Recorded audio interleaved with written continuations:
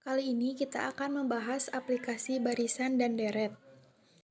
Materi yang akan dibahas adalah pertumbuhan dan peluruhan, bunga majemuk, dan anuitas. Pertumbuhan di sini bisa diaplikasikan untuk kita memprediksi jumlah penduduk yang akan datang. Misalnya di tahun sekarang, jumlah penduduk ada sekitar 200 juta jiwa.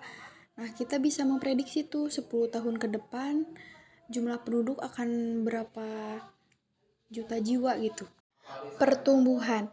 Pertumbuhan merupakan kenaikan atau pertambahan nilai suatu besaran terhadap besaran sebelumnya. Peristiwa yang termasuk dalam pertumbuhan adalah penambahan penduduk dan juga perhitungan bunga majemuk di bank. Untuk rumusnya yaitu MT sama dengan M0 dikalikan 1 ditambah I dipangkatkan T. Di sini MT adalah jumlah penduduk akhir, M0 jumlah penduduk awal, T jangka waktu, dan I tingkat laju pertumbuhan.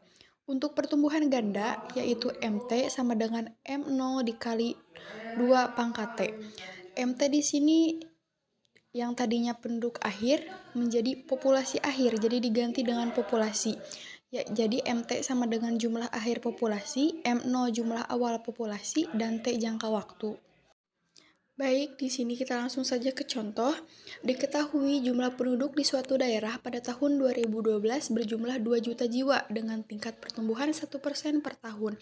Berapa jumlah penduduk pada akhir tahun 2019? Dari soal diketahui jumlah penduduk awalnya adalah 2 juta jiwa, berarti M0-nya sama dengan 2 juta jiwa. Lalu I atau tingkat laju pertumbuhannya 1%. Kita juga bisa merubah persentasenya menjadi desimal. 1% sama aja dengan 1/100. Jadi, 1% adalah 0,01. Lalu T jangka waktu. Di sini juga kita diberitahukan bahwa jangka waktunya adalah dari 2012 ke 2019. Dari 2012 ke 2019 yaitu 7 tahun. Jadi, T-nya sama dengan 7. Setelah itu, kita langsung saja masukkan ke dalam rumus. MT-nya berubah menjadi M7. Berarti M7 sama dengan 2 juta dikalikan 1 ditambah 0,01 dipangkatkan 7. Yang harus pertama kita lakukan adalah dikerjakan dulu yang ada di dalam kurungnya. 1 ditambah 0,01 adalah 1,01. Jadi, M7 sama dengan 2 juta dikalikan 1,01 pangkat 7. Setelah itu, kita juga kalikan dulu atau pangkatkan dulu yang di dalam kurung. Jadi, 1,01 dipangkatkan 7. Setelah itu kita tulis di bawahnya menjadi M7 sama dengan 2 juta 1,0 sekian. Dan langsung dikalikan 2 juta dikali 1,07 sekian.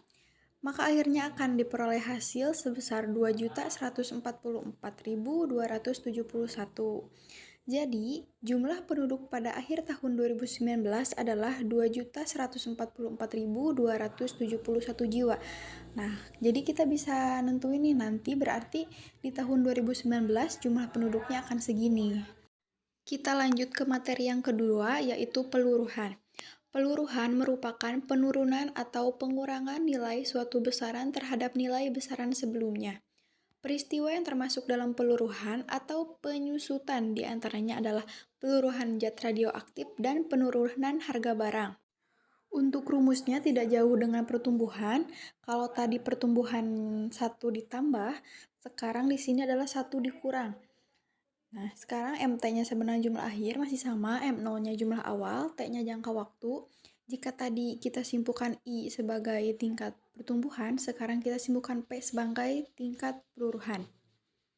Langsung saja ke contoh, suatu bahan radioaktif yang semula berukuran 125 gram mengalami reaksi kimia sehingga menyusut 12% dari ukuran sebelumnya setiap 12 jam secara eksponensial.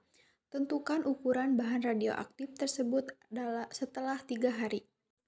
Diketahui dari soal, M0-nya sama dengan 125, P-nya atau tingkat peluruhannya adalah 12%, atau langsung saja kita ubah menjadi desimal menjadi 0,12.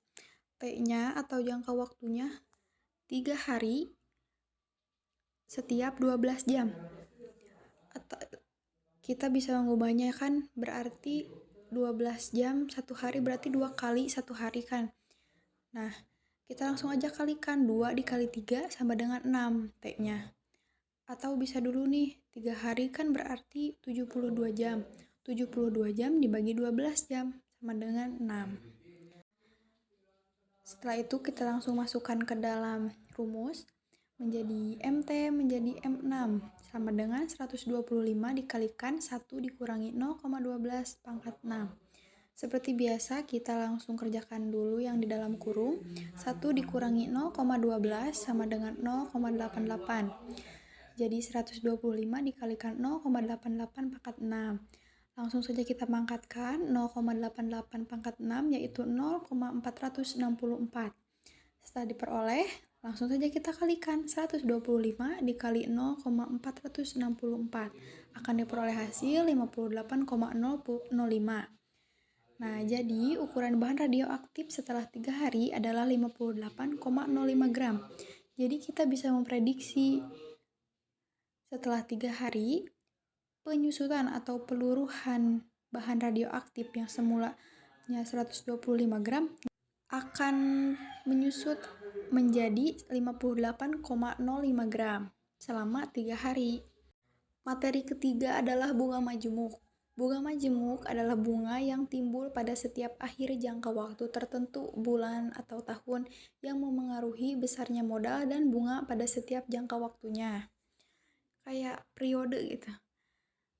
Untuk rumusnya, Mn sama dengan M dikalikan 1 ditambah 1I dipangkatkan N. Di sini Mn sama dengan nilai akhir, M modal awal, I suku bunga majemuk, dan N jumlah frekuensi konversi.